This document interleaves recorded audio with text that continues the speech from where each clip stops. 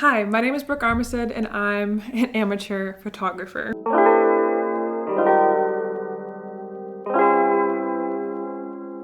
I feel like I've been doing photography for a long time, but I recently actually got invested in it and started taking it very, very seriously. I normally do graphic design. I typically do vintage inspired typography sort of graphic designs, and I'm usually influenced by 50s to 70s advertisements is usually what I like to go for. I really love street photography, and so I started doing these like candid kind of documentary styled photographs, and I wanted to do shoots, like I wanted to do an actual shoot. And so I remember my first shoot I ever did was with my best friend and her boyfriend, and we did this like 70s shoot out in like a field, and I loved them both, and so it was so much fun. And so the next time I shot with someone was my friend Travis, and we did another shoot outside, and we specifically picked an overcast day so that it would be kind of this nice natural light for him. And so all I needed was a couple snapshots,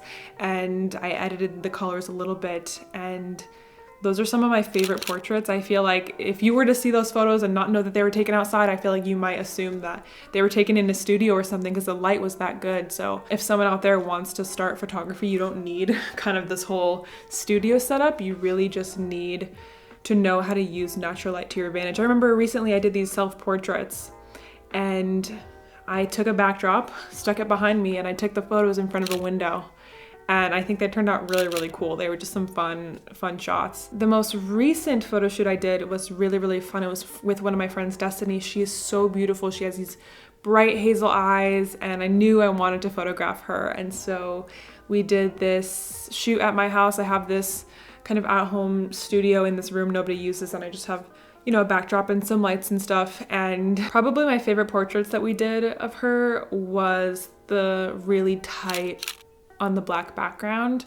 Her eyes just look so electric, and I really didn't have to edit the photo very much, and I just think they turned out so beautiful. Honestly, I had a theme for the shoot, but anytime any of them had a suggestion for things that we should do, I said go for it, because you never know what that might be. Like Travis had an idea of having them just kind of, both of them laying on the floor and having their heads kind of next to each other. Travis ended up coming up with the idea of using bananas from my kitchen, and the photos turned out like Andy Warhol styled Polaroids. Like they were so cool, and that idea came out of a split-second decision.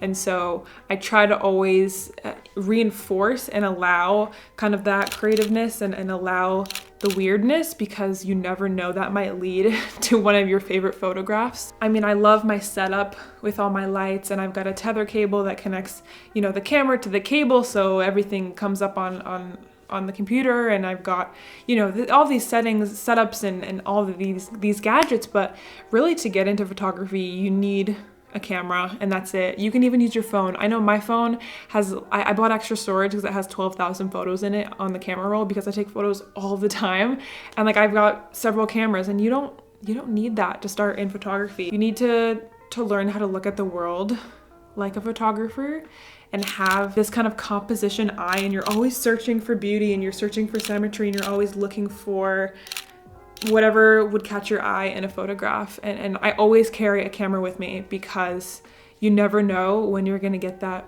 once in a lifetime photo or opportunity. Honestly, I think photography is a learnable skill. You don't have to be born with some sort of creative eye.